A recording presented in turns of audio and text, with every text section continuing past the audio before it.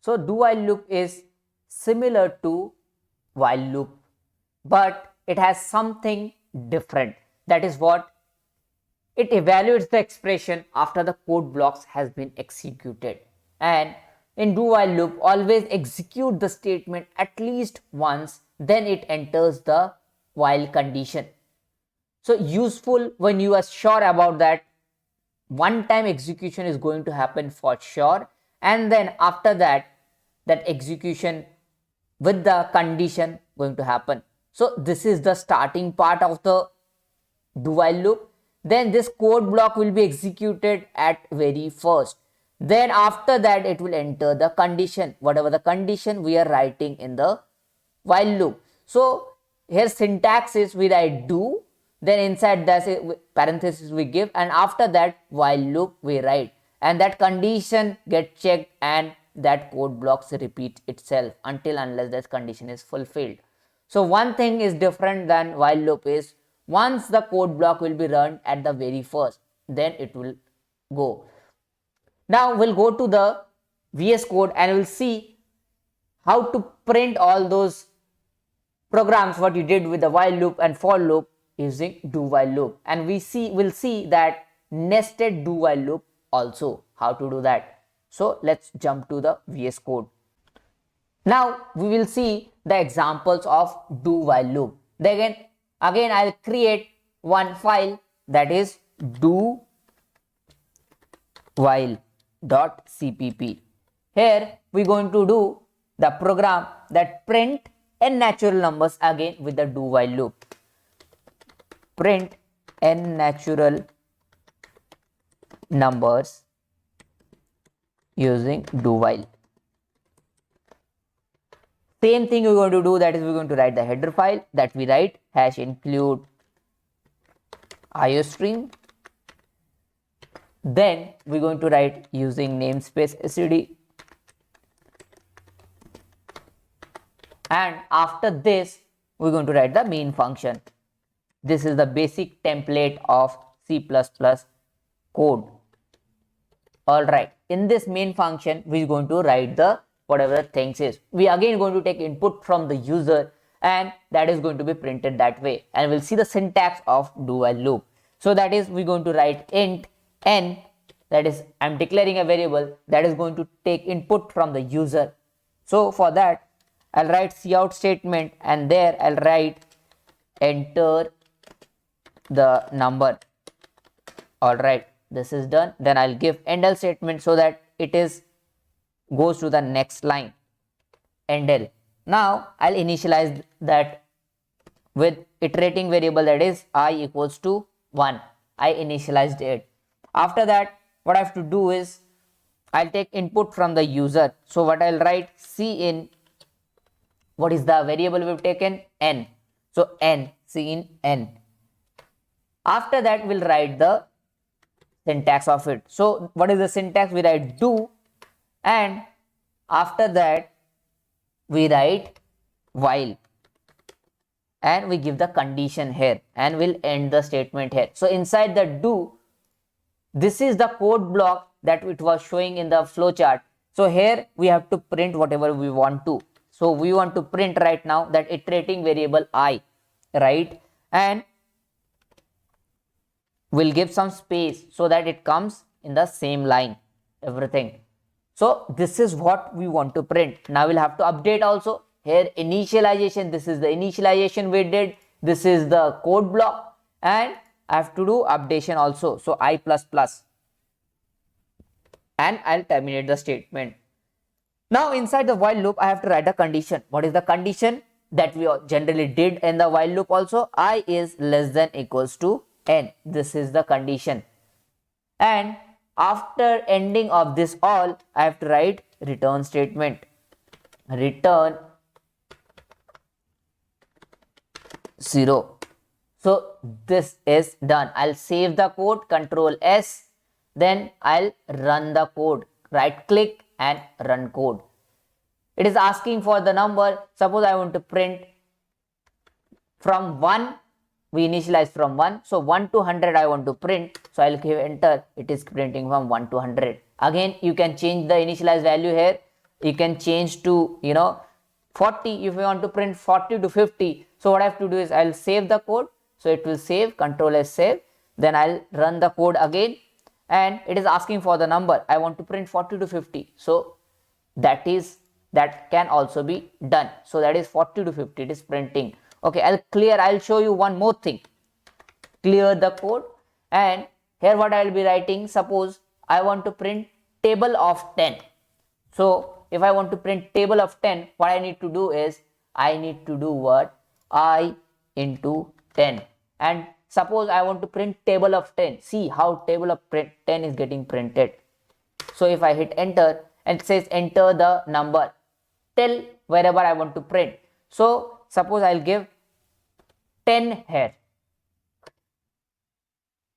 So I didn't save the code, that's why it is not doing, it is still taking. So I'll save the code and I'll hit enter.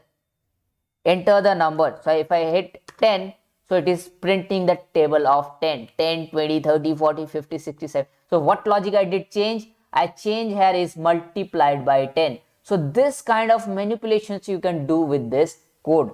Now we'll move to the next code, that is we want to print, hello world using do while loop, and that is going to be printed multiple times. So again I'm going to write do while 2.cpp. Same thing we're going to do, we're going to write the header file, iostream, then using namespace std,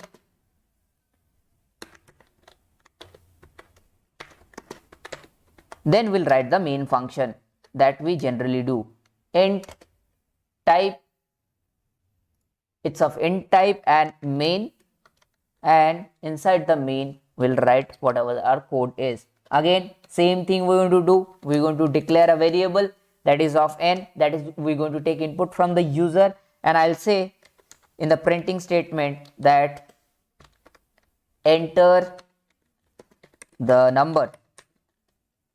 Alright, and I'll give ender statement also. So going to the next line, so it will go to the next line. Alright, now I'll take input from the user, that cin n. So it will take input from the user, that whatever end we want to give according to ourselves. I do initialization also, that is iterating variable, I is the iterating variable, and I'll initialize with 1. This is done. Now I'll write the do while loop. So for the do while loop I'll write do, and inside that cout I'll write, and inside that I'll print hello world multiple times. So hello world, it is going to be printed. Now I can give ender statement here, so it will come to the next line, and I'll do updation of the code also. Okay, this is done. Now I'll write the condition here, that is in while loop. So while, what is the condition? I is less than equals to n, and I have to give semicolon also, that is n terminating the statement, and I have to write return 0. Okay, this is that condition. So code flow is coming this way. This is going to be first hello world is going to be printed irrespective of this condition. So that we saw in the flowchart also. This is going to be printed first time irrespective of the condition. Then after that, when the while condition goes, then it comes to it will check the condition and it will do it. Alright, now I'll save the code and I'll run the code. It is asking for the enter. Suppose I want to print hello world 20 times. I'll write 20 here. So it should print 20 times hello world. This we already know. Now suppose we want to do a nested do while loop. We want to see an example, that is nested do while loop. What does nested means? Inside this do while another do while will be there. So for that we'll write that thing. So I'll clear the code first, this terminal, I'll clear it, and I'll create one more file, nested do while.cpp. So we want to print the nested do while. So how to do it? For that, we'll take header file hash include iostream. Alright, this is done using namespace std. This is also done. Now I'll write the main function. Same template we are writing again and again, and in this main function we'll write our code. So what I have to do? I have to do nested do while loop. So we'll not take input from the user right now. We'll only take care about the do while, nested do while. So nested do while means what? We did nested if else, if you guys remember that inside if else we are writing another if else. So for the do while also we can do nested do while also. So for that, what I have to do? I'll write do, and for this do, one while will be there, isn't it? So while I write this one, and some condition will be there, and semicolon, right? So this is the do, and inside this do another do while loop will be there. So for this do, let's write the code statement. What is the code block? So I'm going to print that, suppose cout I am from the outer do while loop. So suppose this is the statement, so that we know that this is from outer do while loop. So I'll give semicolon here. So this is the code block for this one. Now inside this do while, I'll write another do while. So that is what nested do while means. I'll give tab here, so it will come here. So I'll write do, and inside this do, I'll write cout statement, and I'll give I am from inner do while loop.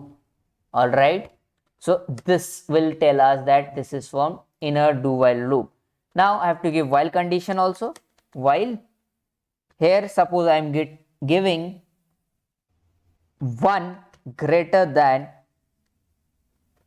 10, and in this condition, suppose I am giving 2 greater than 10, and I have to terminate the statement here also. So I terminate it, and at the last, what I'll do, I'll write return statement, return 0. I'll hit enter here. Now this condition we have given, you see 1 is greater than 10. Is 1 greater than 10? No. Is 2 greater than 10? No. But in do while, we know that this statement is definitely going to print irrespective of the condition, because once it is going to be printed, at least it is going to be printed once. So for this is the outer do while, this is the outer do while, this is the inner do while.